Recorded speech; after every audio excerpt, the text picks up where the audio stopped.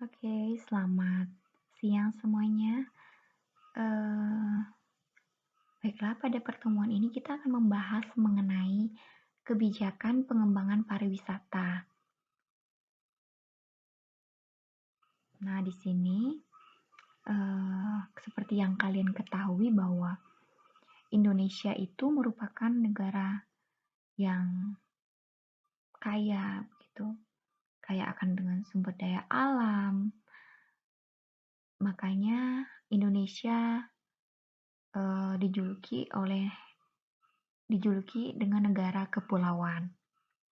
Nah, di mana sumber daya tersebut merupakan suatu potensi yang dapat dijadikan sebagai daya tarik wisata.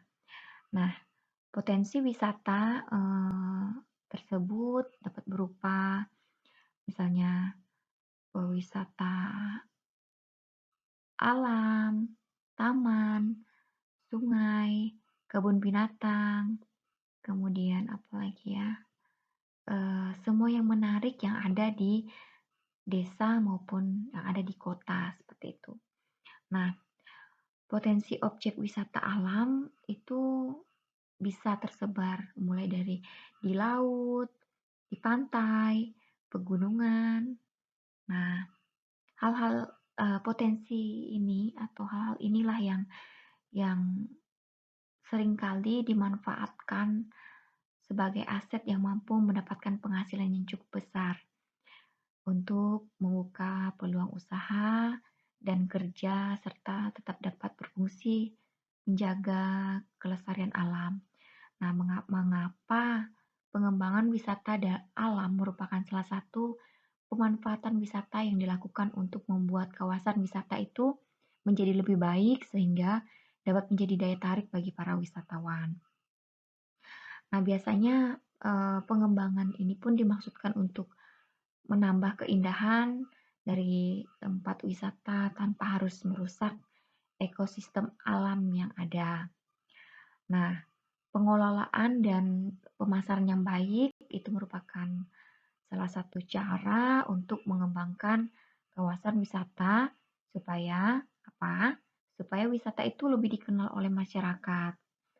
Nah, sebagian dari daerah-daerah kita saat ini itu sudah memanfaatkan dan mengembangkan sektor pariwisata alam sebagai daya tarik dan aset bagi pemasukan daerah atau pemasukan desanya.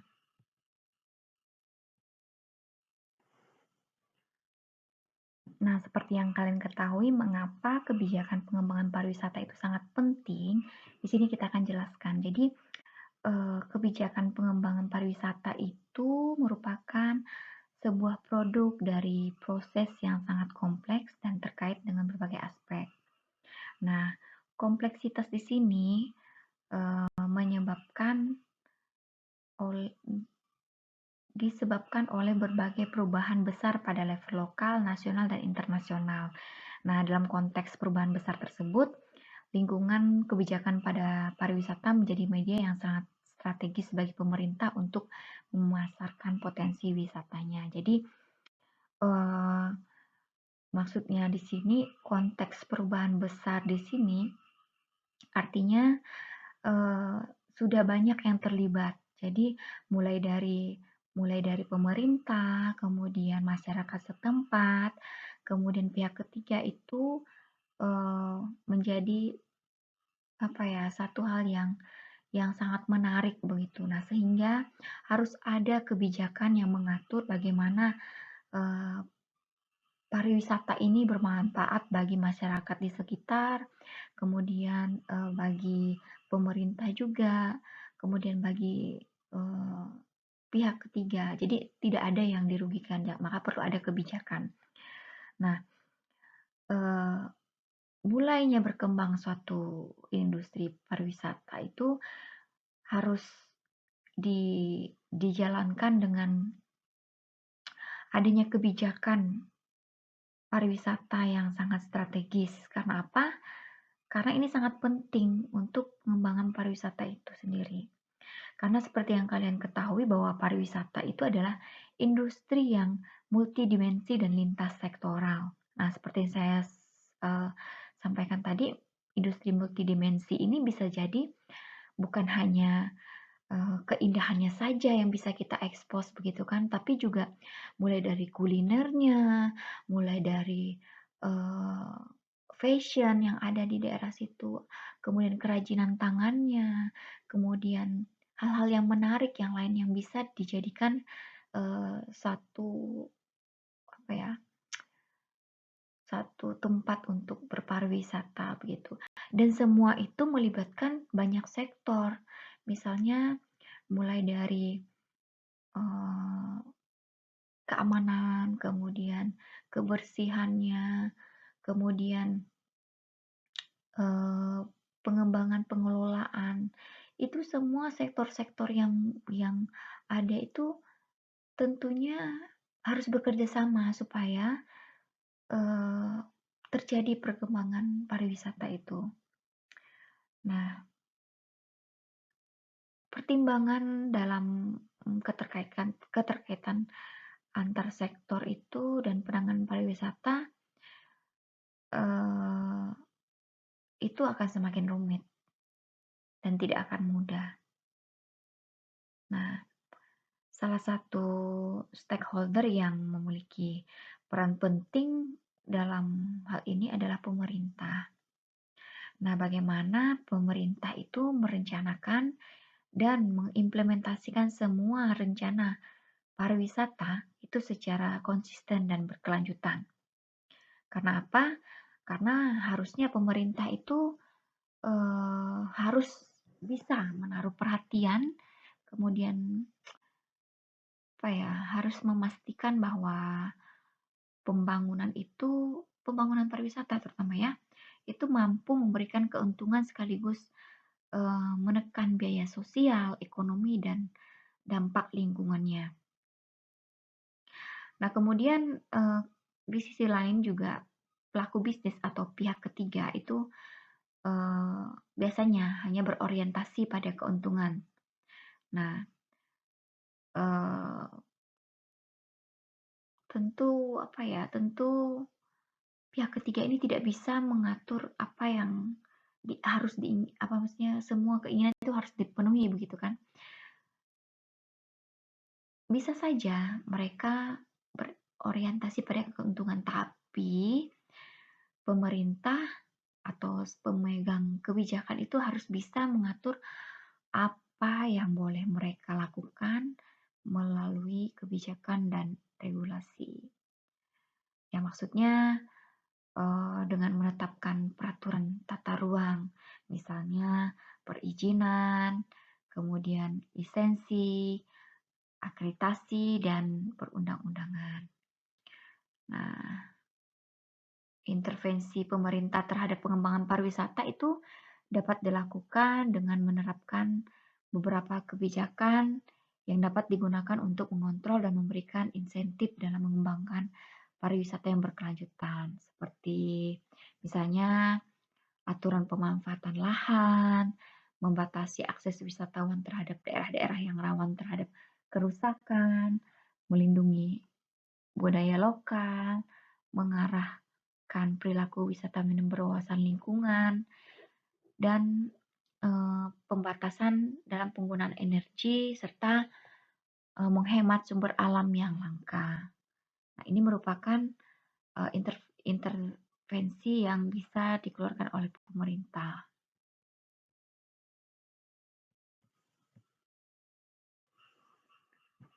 Nah, selanjutnya adalah pemerintah dan kebijakan pariwisata.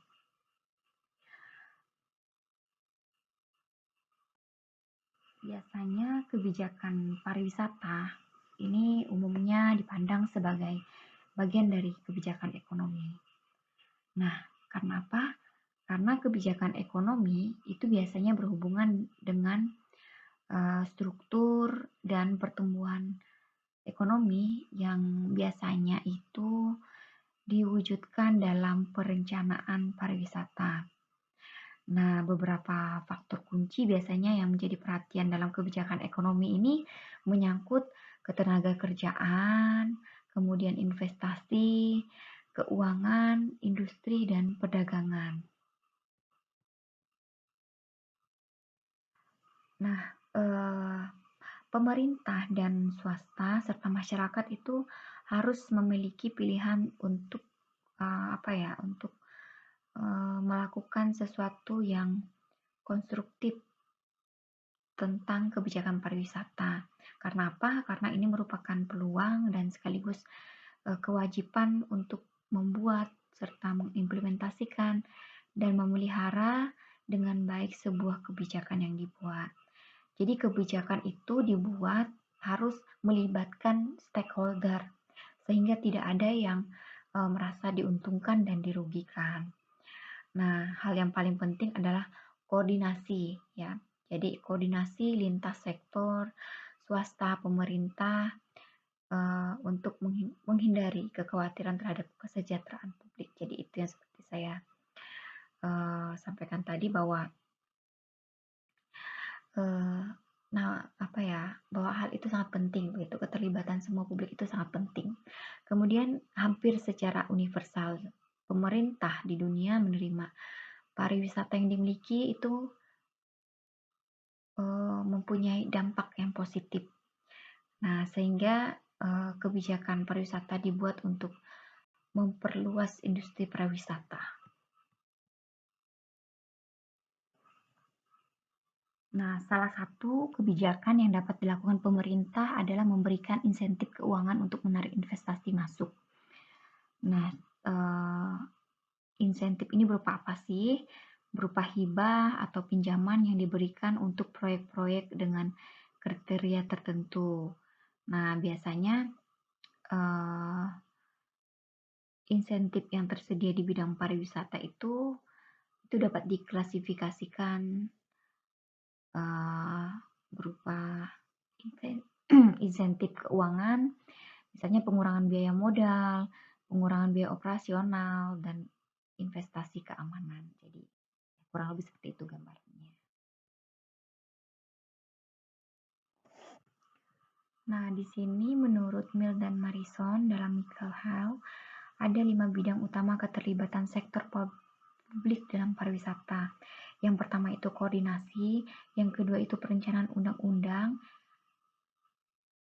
yang ketiga itu peraturan, yang keempat itu kewirausahaan, dan kelima itu stimulasi. Jadi di sini ada yang tergabung ya, karena PPT-nya tidak cukup, jadi saya gabung saja. Tapi di sini ada 5 sektor. Nah, tahapan yang pertama itu koordinasi. Seperti apa sih koordinasi? Nah, biasanya koordinasi ini terjadi agar tidak menimbulkan konflik. Karena apa? Karena dalam kegiatan menentukan kebijakan pariwisata ini kita seperti yang saya katakan di awal tadi, adanya lintas sektor seperti itu. Nah, koordinasi ini apa ya, mencegah adanya konflik kepentingan. Maka koordinasi dalam pemanfaatan sumber daya itu sangat penting. Nah, selain itu penyeimbangan sebagai peran dalam proses pengembangan pariwisata itu menjadi tanggung jawab pemerintah. Kemudian yang kedua, perencanaan. Perencanaan ini dalam kegiatan pariwisata itu terjadi dalam bentuk misalnya pengembangan infrastruktur, promosi, pemasaran, struktur organisasi. Kan struktur organisasi ini kan dibuat sesuai dengan kepentingan. Nah, dilihat lagi skala pariwisatanya seperti apa, apakah lokal, daerah, kemudian nasional, internasional, seperti itu ya. Nah, kemudian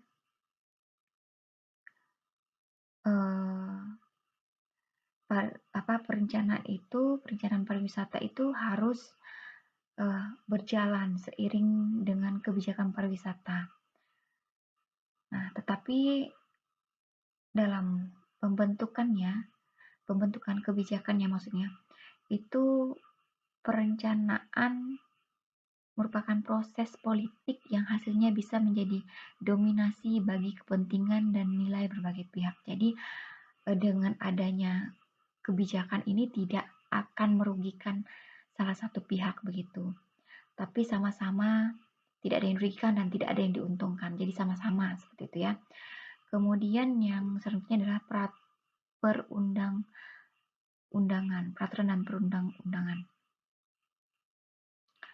Jadi pemerintah mempunyai kekuasaan hukum dan perundang-undangan secara langsung maupun tidak langsung yang berkaitan dengan industri pariwisata. Nah, jadi keterlibatan pemerintah mulai dari kebijakan paspor, visa, pemanfaatan lahan, tenaga kerja, upah, dan sebagainya. Nah, ini kaitannya juga dengan kewirausahaan tadi. Kemudian simulasi pemerintah itu dapat melakukan stimulasi pariwisata melalui insentif secara finansial seperti pinjaman berbunga rendah. Nah, kemudian